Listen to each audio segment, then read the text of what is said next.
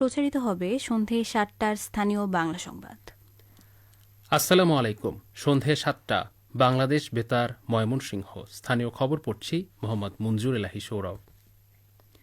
২ দিনের সরকারি সফরে আজ ময়মনসিংহের নান্দাইলে এসেছেন তথ্য ও সম্প্রচার প্রতিমন্ত্রী ইয়াসের খান চৌধুরী।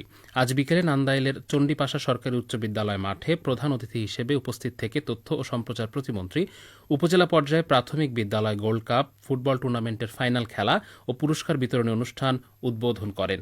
এ সময় তিনি খেলাধুলাকে পেশা হিসেবে গড়ে তোলার উপর গুরুত্ব আরোপ করে বলেন, বিএনপি নির্বাচনী অঙ্গীকারে খেলাধুলার উন্নয়ন একটি গুরুত্বপূর্ণ দিক। প্রতিমন্ত্রী আরও বলেন, প্রধানমন্ত্রী তারেক রহমানের আন্তরিক প্রচেষ্টায় দেশের ক্রীড়া খাত এগিয়ে যাচ্ছে এবং তরুণ প্রজন্মকে খেলাধুলায় উৎসাহী করতে সরকার বিভিন্ন উদ্যোগ গ্রহণ করেছে। উপজেলা প্রশাসন ও উপজেলা শিক্ষা অফিসের যৌথ আয়োজনে উপজেলা নির্বাহী অফিসার ফাতেমা জান্নাতের সভাপতিত্বে অন্যান্যের মধ্যে উপস্থিত ছিলেন স্থানীয় জনপ্রতিনিধি, শিক্ষা প্রতিষ্ঠানের শিক্ষক, শিক্ষার্থী ও স্থানীয় দর্শকরা।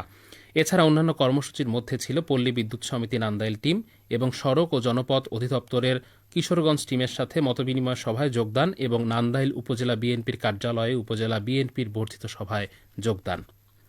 সফরের দ্বিতীয় দিন আগামীকাল সকালে ইয়াসের খান চৌধুরী কানারামপুর সুরেশ ডাক্তার কালিয়াপাড়া বাজার সড়ক এবং নান্দাইল হেডকোয়ার্টার থেকে বাগচান্দা জিসি সড়কের উদ্বোধন করবেন। পরে দুপুরে তিনি গাঙ্গাইল ইউনিয়ন ভূমি অফিসের ভিত্তিপ্রস্তর স্থাপন এবং নান্দাইল পৌরসভা কার্যালয় পরিদর্শন করবেন। আগামীকাল বিকেল ৩টায় নান্দাইল উপজেলা নির্বাহী অফিসারের কার্যালয়ে বর্তমান জ্বালানি সমস্যা নিরসন এবং সার্বিক আইন শৃঙ্খলা পরিস্থিতি নিয়ে আয়োজিত মতবিনিময় সভায় প্রধান অতিথি হিসেবে উপস্থিত থাকবেন তথ্য ও সম্প্রচার প্রতিমন্ত্রী। এরপর স্থানীয় জনসাধারণের সাথে সাক্ষাৎ শেষে আগামীকাল সন্ধ্যায় তিনি ঢাকা ফেরার উদ্দেশ্যে যাত্রা করবেন। ময়মনসিংহে দেশীয় পণ্যের উৎপাদন ও বাজারজাতকরণের উদ্যোক্তাদের উৎসাহিত করতে শুরু হয়েছে ৩ দিনব্যাপী রিলাই বাণিজ্য মেলা ২০২৬।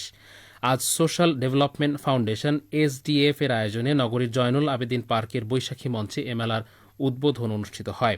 উদ্বোধনী অনুষ্ঠানে প্রধান অতিথি হিসেবে উপস্থিত ছিলেন দুর্যোগ ব্যবস্থাপনা ও ত্রাণ মন্ত্রণালয়ের প্রতিমন্ত্রী এম ইকবাল হোসেইন এবং বিশেষ অতিথি হিসেবে উপস্থিত ছিলেন জেলা প্রশাসক সাইফুর রহমান ও পুলিশ সুপার কামরুল হাসান। অনুষ্ঠানে বক্তাগণ বলেন, দেশীয় পণ্যের প্রসার ও ক্ষুদ্র উদ্যোক্তাদের বিকাশে এ ধরনের মেলা গুরুত্বপূর্ণ ভূমিকা রাখবে। তারা উদ্যোক্তাদের উদ্ভাবনী উদ্যোগকে এগিয়ে নিতে সরকারি বেসরকারি সহায়তা আরও বাড়ানোর উপর গুরুত্ব আরোপ করেন। মেলায় বিভিন্ন অঞ্চল থেকে আগত উদ্যোক্তাদের তাদের তৈরি বিভিন্ন দেশীয় পণ্য প্রদর্শন ও বিক্রয়ের সুযোগ পাচ্ছেন। এ মেলা চলবে আগামী ২৬ এপ্রিল পর্যন্ত। আয়োজকরা জানান, এ মেলার মাধ্যমে স্থানীয় উদ্যোক্তাদের পণ্য পরিচিতি বৃদ্ধি পাবে এবং বাজার সম্প্রসারণের নতুন সম্ভাবনার দ্বার উন্মোচিত হবে। সরকারের নির্বাচনী অঙ্গীকার বাস্তবায়নের অংশ হিসেবে দেশব্যাপী খাল খনন কর্মসূচির আওতায় আজ দুপুরে উপজেলার বাসাটি ইউনিয়নের সিন্ডার খাল খনন কার্যক্রম পরিদর্শন করেছেন স্থানীয় সংসদ সদস্য জাকির হোসেন। পরিদর্শনকালে তিনি খনন কাজের অগ্রগতি ও মান সম্পর্কে খোঁজখবর নেন এবং সংশ্লিষ্টদের প্রয়োজনীয় দিক নির্দেশনা প্রদান করেন। সংসদ সদস্য জাকির হোসেন বলেন, খাল খননের মাধ্যমে এলাকার পানি নিষ্কাশন ব্যবস্থার উন্নয়ন হবে ও কৃষি উৎপাদন বৃদ্ধি পাবে। স্থানীয় সূত্র জানায়, খালটি পুনঃখননের ফলে জলাবদ্ধতা দূর হবে এবং কৃষি জমিতে সেচ সুবিধা বৃদ্ধি পাবে, যা এলাকার সামগ্রিক উন্নয়নে গুরুত্বপূর্ণ ভূমিকা রাখবে। এ সময় অন্যান্যের মধ্যে উপস্থিত ছিলেন উপজেলা কৃষি অফিসার, অফিসার ইনচার্জ, উপজেলা প্রকল্প বাস্তবায়ন কর্মকর্তা ও এলাকার স্থানীয় গণ্যমান্য ব্যক্তিবর্গ। গত ২৪ ঘণ্টায় হামের উপসর্গ নিয়ে ময়মনসিংহ মেডিকেল কলেজ হাসপাতালে আরও ৪৭ জন শিশু ভর্তি হয়েছে। এ নিয়ে হাসপাতালে চিকিৎসাধীন আছে ৭৭ জন শিশু। সুস্থ হয়ে হাসপাতাল থেকে বাড়ি ফিরেছে আরও ৩৫ জন শিশু। হামে আক্রান্ত হয়ে মোট ১৬ জন শিশুর মৃত্যু হয়েছে। আজ সকালে ময়মনসিংহ মেডিকেল কলেজ হাসপাতালের হাম মেডিকেল দলের ফোকাল পার্সন সহযোগী অধ্যাপক ডা গোলাম মাওলা এই তথ্য নিশ্চিত করেছেন।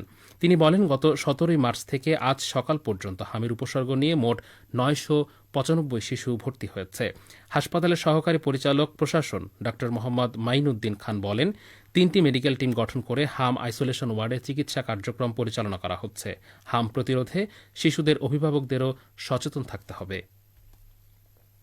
জামালপুর সদর উপজেলার বোসপাড়ায় পরিবেশের জন্য ক্ষতিকর পলিথিন ব্যবহার, বিক্রি ও সংরক্ষণে নিরুৎসাহিত করতে ভ্রাম্যমাণ আদালত পরিচালনা করা হয়েছে। গতকাল গোপন সংবাদের ভিত্তিতে জেলা প্রশাসন ও পরিবেশ অধিদপ্তরের যৌথ উদ্যোগে ক্ষতিকর পলিথিনের বিরুদ্ধে এ ভ্রাম্যমাণ আদালত পরিচালনা করেন জেলা প্রশাসনের সহকারী কমিশনার হাসিবুর রহমান এবং প্রসিকিউটরের দায়িত্ব পালন করেন জেলা পরিবেশ অধিদপ্তরের পরিদর্শক সঞ্জিত বিশ্বাস। সংশ্লিষ্ট সূত্র জানায়, জামালপুর সদরের সকাল বাজারের একটি দোকানের গোডাউন থেকে 1,326 কেজি ক্ষতিকর পলিথিনের শপিং ব্যাগ জব্দ করা হয়। প্রতিষ্ঠানের মালিককে 20,000 টাকা অর্থদণ্ডে দণ্ডিত করা হয়। জেলা পরিবেশ অধিদপ্তরের পরিদর্শক সঞ্জিত বিশ্বাস বলেন, ক্ষতিকর পলিথিনের বিরুদ্ধে এরকম অভিযান চলমান থাকবে। নেত্রকোনা পৌর এলাকার সরকারি বালিকা উচ্চ বিদ্যালয়ের ভবন নির্মাণ কাজ দ্রুত গতিতে এগিয়ে চলছে। শিক্ষা প্রকৌশল অধিদপ্তরের তত্ত্বাবধানে 5 তলা ভিত বিশিষ্ট এই ভবনটি নির্মাণের জন্য ব্যয় ধরা হয়েছে প্রায় 4,32,68,400 টাকা। ইতিমধ্যে প্রকল্পের 50% কাজ শেষ হয়েছে। শিক্ষা প্রকৌশল অধিদপ্তরের নির্বাহী প্রকৌশলী আব্দুস সালাম জানান, নির্ধারিত সময়ের মধ্যেই কাজ সম্পন্ন করার লক্ষ্যে কার্যক্রম অব্যাহত রয়েছে। সবশেষে আবহাওয়া। আজ রাত 1টা পর্যন্ত পূর্বাভাসে বলা হয়েছে, দেশের অভ্যন্তরীণ নদীবন্দরগুলোর জন্য কোনো সতর্কবাণী নেই এবং কোনো সংকেতও দেখাতে হবে না।